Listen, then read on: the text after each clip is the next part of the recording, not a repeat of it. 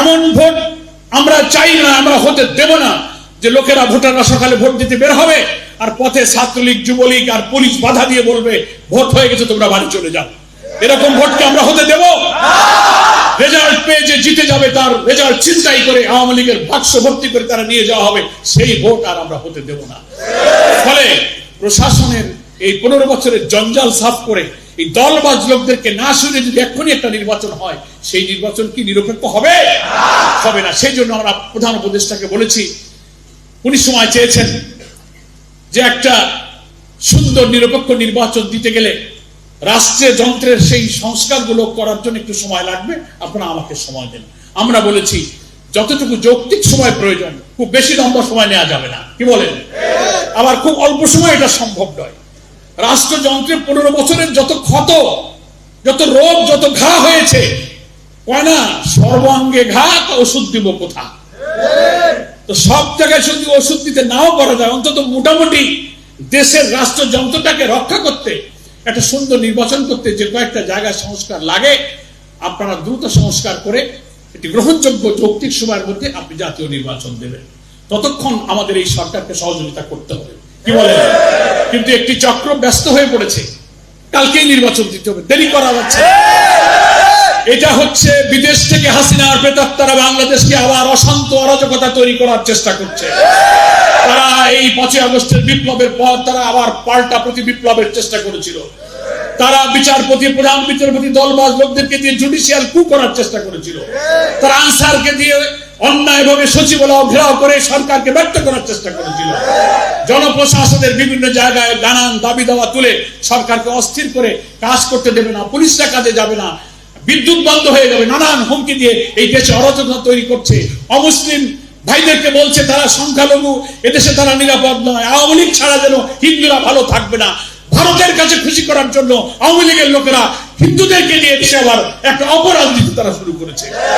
অথচ আমরা এবার প্রমাণ করেছি, বিএনপি, জামাত, সব বিরোধী দল আমরা নিজেরা লাঠি হাতে মন্দির পাহারা দিয়েছি।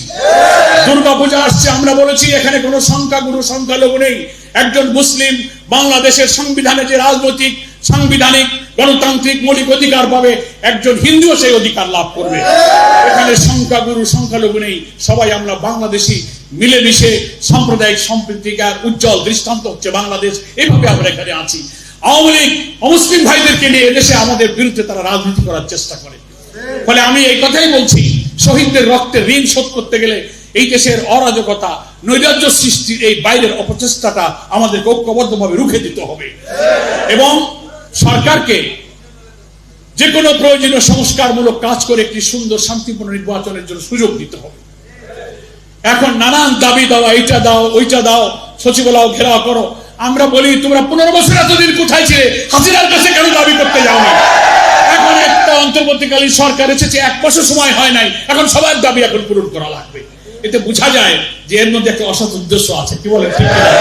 আমরা 15 বছর যখন অপেক্ষা করতে পেরেছি, আমরা আরো কিছুদিন ধৈর্য ধরতে পারবো ইনশাআল্লাহ। এই জন্য আমরা বিএনপি, জামাত, সকল বিরোধী দল এখন একমত। আমরা কেউ সরকারকে কোনো টাইম, ঘড়ি, ঘন্টা, সময়, দিন, মাস, বছর বেঁধে দিইনি। কিন্তু আমরা উপদেষ্টা, প্রধান উপদেষ্টাকে বলবো, খুব লম্বা কোনো সময় নেওয়া যাবে না, আবার খুব অল্প সময়ও দরকার নাই। মাঝামাঝি ন্যূনতম সংস্কারমূলক কাজগুলো করতে গেলে যেটুকু সময় লাগে, তার মধ্যে আপনি একটি অবাধ জাতীয় নির্বাচনের পরিবেশ সৃষ্টি করুন। জনগণের ভোটে নির্বাচিত প্রতিনিধিদের হাতে আপনি ক্ষমতা হস্তান্তর করবেন। ততক্ষণ আমরা শান্ত থাকবো। দেশবাসী, কুড়িগ্রামবাসীর কাছে আমার আবেদন থাকবে, যদি কেউ সরকারকে নানান যুক্তি দিয়ে অস্থিতিশীল করার চেষ্টা করে, আমাদের সে ব্যাপারে ঐক্যবদ্ধ থেকে 5ই আগস্টে শহীদরা যেভাবে ফ্যাসিবাদের সামনে বুক পেতে দিয়েছিল, আমরা আবার প্রয়োজনে এই আওয়ামী ফ্যাসিবাদকে আমরা রুখে দেবো ইনশাআল্লাহ। আর একটা অনুরোধ করে আমার বক্তব্যটা শেষ করতে চাই। এই দেশে নৈরাজ্য সৃষ্টি করার জন্য একটি মহল, তারা নতুন করে কিছুটা বাইরের চক্রান্ত যেমন করছে, আর আমাদের দেশের রাজনৈতিক দলগুলোর মধ্যে একটা পার্থক্য, মতভেদ, দূরত্ব, দ্বন্দ্ব তৈরি করার জন্য নানান কলা কৌশল নিয়ে কিছু কথাবার্তা পত্র পত্রিকায় বিকৃত করে কিন্তু প্রচার করছে, কি বলেন? আমাদের বিরোধী রাজনৈতিক দলে আমরা যারা ফ্যাসিবাদের বিরুদ্ধে আন্দোলন করেছিলাম, আমাদের দলের মধ্যে কোনো দ্বন্দ্ব নেই, বিতর্ক নেই, দূরত্ব নেই। ফ্যাসিবাদ দূর করে একটি সুন্দর বাংলাদেশ গড়ার প্রশ্নে আমরা সকল রাজনৈতিক দল চিন্তার ক্ষেত্রে আমরা এক আছি, ঐক্যমত্য আছি।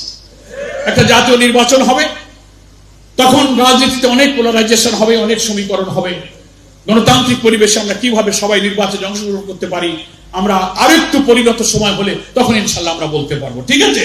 কিন্তু তার আগে প্রত্যেকটি রাজনৈতিক দল যারা আওয়ামী ফ্যাসিবাদের বিরুদ্ধে আমরা এক ছিলাম, আমরা এখনো এই বিরাট রাজনৈতিক দেশপ্রেম এবং জাতীয় স্বার্থে আমরা চিন্তার একটি জাতীয় ঐক্য গড়ে তুলে যেন এই দেশটাকে আমরা গড়তে পারি, আমাদের মধ্যে কোনো ভেদাভেদ বিশৃঙ্খলা যেন কেউ তৈরি করতে না পারে, সেজন্য আমার আহ্বান থাকবে।